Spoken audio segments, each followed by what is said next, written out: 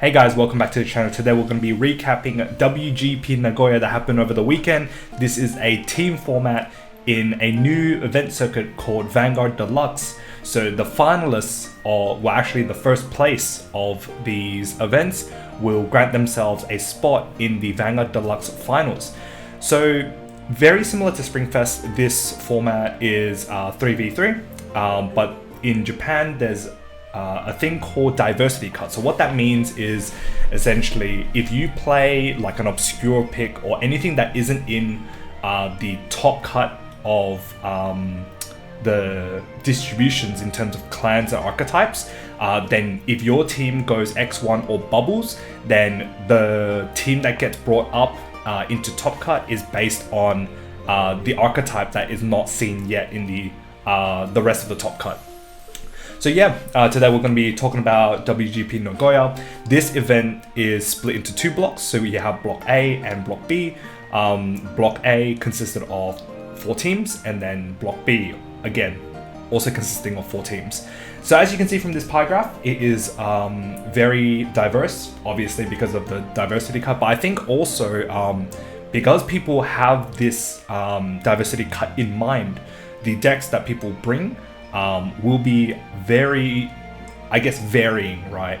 A lot of people want to bring certain decks so that if they end up bubbling, then they have the chance to bubble in. So as you can see, Kyrie, Nirvana, and Flagberg, as well as Overlord, seems to be, 50% of the decks that people bring in this particular block. And then, your secondary and your tertiary picks would be Gravidia, Prison, Bruce, and then the one-offs in Eva, Bavsagra, Bastion, PBO, Youthberg, and Shaman King. So yeah, it's very diverse, but we can definitely see the top end of, I guess, the meta, so to say. So you have, your Kyries, your Nirvanas. Obviously, JP have their promo for Draconic Overlord, so we definitely see a huge impact for Overlord. But yeah, going through into the top 4. So these are the teams that made to top 4. So the first place was a Bruce, a PBO, and a Draconic Overlord the end. So the Bruce was a grade 3 Bruce, which is interesting. And then second place was actually different fight teams, so Harapin Fighters, along with Yuki-san, Aeroton, and Different Fight himself. So bringing the end, Kyrie, and Eva.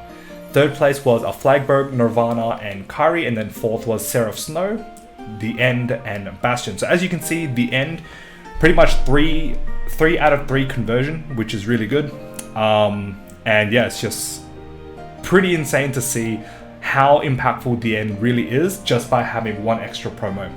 So we're just going to look through a few of the decks. The first one we're going to look through is Phantom Blaster Overlord. So this one, obviously, Japan has the PR. This PR actually carries PBO a lot. This PR is really good, and I'm not too sure when English will get it. But yeah, essentially this card has PBO written all over it. Otherwise, I think the deck is very similar to Ryan Kai's build, where it runs Mugain for free advantage essentially, and then you still have your Drilling Angels, your Nemains to shove your PBD into Soul, maxing out on PBDs obviously so that you can get the maximum out of you're checking for like Nemains to shove it into Soul. And then otherwise, everything else playing 8 crit instead of fronts for defensive options. So yeah, very stable deck, I gotta say. I play PBO a lot. This deck is very, very stable. So yeah, that's a pretty cool PBO list. And then I think on the same team was this DN list. So this DN list, obviously, promo. This promo essentially counts as 2 cards from hand, so you're essentially ditching 1. Pretty insane PR, I'm not gonna lie. But otherwise, everything else, you still have your Madokas for powerful rear guards, I guess, 10k booster, and then obviously massive shield, and otherwise everything else is just your typical the end list. Going into the second place team, so this is Yuki-san's the end list, so running the Bavsagra line. So I think a lot of people have opted to run the Bavsagra line only because, you search for your shield and it's an essentially +1, and you immediately ditch the shield and then refund it for whatever else you need. So not only do you decompress your deck of one card, but it's a free +1. So it's an extra card in your hand that you just can freely ditch, and then you can keep all your combo pieces. Other than that, you still have your 4 PRs obviously, and then your 2-2 split in heals. So this one running the restand heal, I get it. I think being able to play against Bastions and Bruce is pretty important for this deck. But otherwise, everything else, you still run your counter charges. I think the list before didn't run counter charges, whereas this one did. But otherwise, everything else seems quite, regular, nothing obscure in any way. But yeah, very, very good list. So this is Aeroton's list. So Aeroton played Kyrie. This is with the new lyrical support. So obviously with the inclusion of this insane grade 1. This grade 1 essentially means you can drop a board and then pretty much return everything to hand. I really like this build because it also runs the Willista Gem order, because you can just essentially counterblast 1, put the gem into Soul, and then I think it's like draw 2 or something like that. But the most important bit is that the order goes into Soul. So it fuels for your grade 1, so that your grade 1 after a boost, it bounces the unit that it boosted, and then Kari can just bounce the 2 boosters at the end, and then essentially call 2 cards to the field. But yeah, obviously running this grade 2, I think it's like every time or whenever something else is placed, then it gains +5, something along those lines. But yeah, I haven't really read too much into the lyrical stuff, but I knew when I read this card for the first time, I instantly put it into Kari's deck, and as you can see, Aeroton did that. This deck also runs 4 fronts, so opting to run more fronts than crits. I'm not too sure how I feel about that. I think playing more crits is better, but I guess I'm not too sure. That one you can kind of mix. I do think maybe running 4 crit instead of 4 front might be better, but hey, Aeroton did well, so congratulations. And then this is Different Fights list. So this list is really cool. I have a lot of respect for this list. So there's this new grade 2 Combine Breaker, I think, from DB206, which essentially reads something along the lines of, if it's in drop zone and a set order is played, you can counterblast 1 and call it back.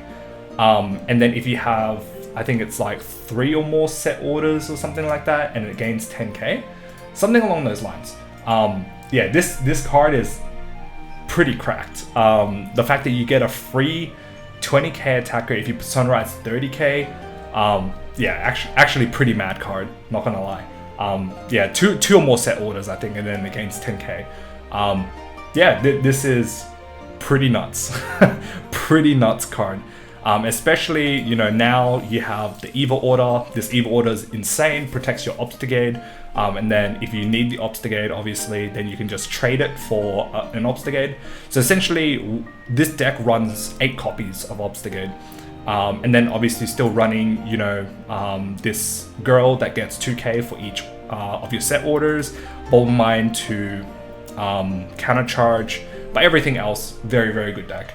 And I think also it's worth noting that because you run so little attackers, these are actually recurable, so you don't actually need the slots to, I guess, fill with attackers, because this essentially comes back even if you verse control decks. So it's very, very cool to see that this particular deck doesn't run many attackers, because the attackers can bring themselves back.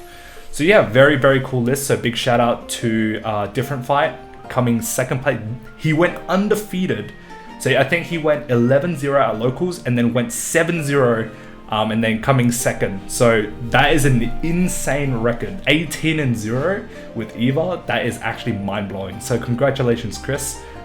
You deserve it. And man, just got to get it next time. You're so close to first place, and I'm sure you'll be able to get it next time.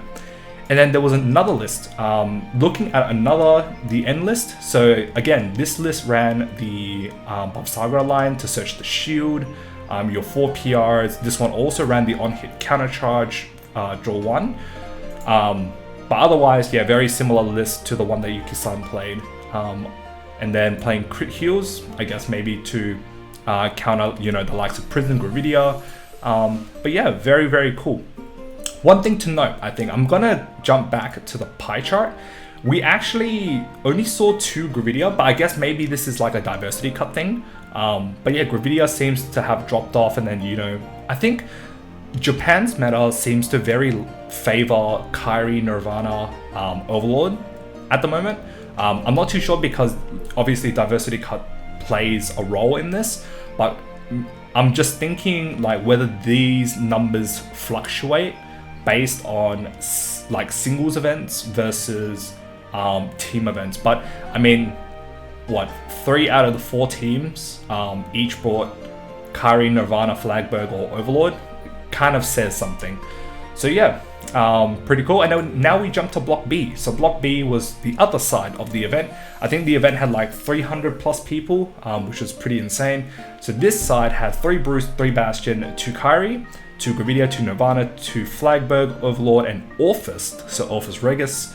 And then ones off in Prison, PBO, Barrow-Magnus, Buff Saga, Eva, and Shaman King. So pretty cool. A very contrasting, I guess, set of decks. We still see your Kyrie, you still see your Nirvanas, Flagberg, and Overlord, but huge dominance in Bruce and Bastion on this side. And then seeing the top 4, which was Nirvana, Bastion, and Prison taking first place. Second place was another Eva coming second with grade 4 Bruce, not grade 3 Bruce, and then Bastion. Third place was Overlord, Gravidia, and Kyrie, and then fourth place was Shaman King, Kyrie, and Gravidia. So yeah, I think there's a lot of Bastion, a lot of Gravidia here that I think kind of translated well. But yeah, very, very cool to see a huge diverse card of decks coming into top 4. And then just going through some of the lists. So this is, again, an Eva list using the new Combine Breaker, pretty insane. But this one only runs 3 of the PR research order, which is quite interesting. I guess making slots for the little Goblin, but I'm not too sure how impactful that Goblin is. But yeah, in comparison to different fights lists ran more impactful boosters, I think. And then obviously, you know, playing max consistency to see the research orders. Otherwise, I think this deck is very cool. Definitely something that I will definitely test in the future. And then another list that we see is grade 4 Bruce. So this one ran the Swirler build. So, you know, the mass soul charge, and then you pop the Quenlu for guard restrict. Your front row gets a bunch of power, and then your Vanguard gets crit with a restand on the Bruce, and this is max Bruce, like 4 SSRs. Man, that's the dream. Yeah, very cool. I thought like a lot of players would have shifted from this particular build to a more Megan focused build. So very interesting to see that people are starting to revert back, or maybe decided to choose the option to run the Swirler build over, you know, the Marjorie, the Megan build. I think that's very cool in itself. Definitely something to explore as well, to see which ones really suit you. And then another list that we have is Kyrie. So again, with the inclusion of the new lyrical set, with this grade 1, everything else kind of stays the same. You still have your friends package in Melty, Iveta, and then obviously Eileen. This card is busted. But this deck opted to run more crits, no fronts. But otherwise, I think this deck is very good. But the one thing I don't see is any way to recur Astasis. So usually people play like a sub-grade 3 such as Kinky to recycle all your like Kyoras, your Nanami, and then your Mino. But this particular deck doesn't. And they don't run Calfee as well. So I'm not too sure what the plan is here. I do feel that you use a lot of soul, but you don't actually generate much soul with this deck, which is quite interesting. I guess maybe you play more of the crits to get soul, but like trading up 15k for soul, I'm not too sure if I like that. But otherwise, yeah, very, very interesting that you don't have a way to soul charge much. Like I really like Aeroton's build because you run the gem. That gem is pretty cool. So you can put the gem in, you know, extra 1 soul, and you still trade off back, which is really, really interesting. So yeah, that's the Kyrie deck. And then the last one is Shaman King, Asakura. This is a little bit different than what I thought. So running 4 Persona rides instead of the 3 of the one that gets like 10k in crit. Quite interesting. Usually decks would run 3 of the Persona ride and 4 of the Spirit of Soul. Otherwise, you know, everything else kind of stayed the same. You know, you still have your Joker Love and then your Jaguar. Insane. You know, rear guard, you can just pop it out, Soul Blast 2, call something else out, and then just bash. Really, really cool. But otherwise, everything else, you know, is just as it is. So yeah, that's pretty much it for WGP Nagoya. I know I've ranted on a little bit on some of the decks, but very, very interesting stuff. If you guys see the graphics, this was all produced by Fuzzy Paradox, so make sure you go follow him on Twitter. His link will be in the description. If you guys want to see any of the list, the deck codes are actually on Fuzzy's images, so feel free to search up the Japanese deck log for these lists. If you guys like this video, hit the like button and then give a subscribe to this channel. Let me know in the comments what you guys think about this fresh meta, obviously with the inclusion of set 6 as well as the lyrical set. And yeah, I will see you guys in the next one because we have BCS Georgia to cover very, very soon. So I'll see you guys in the next video. Peace.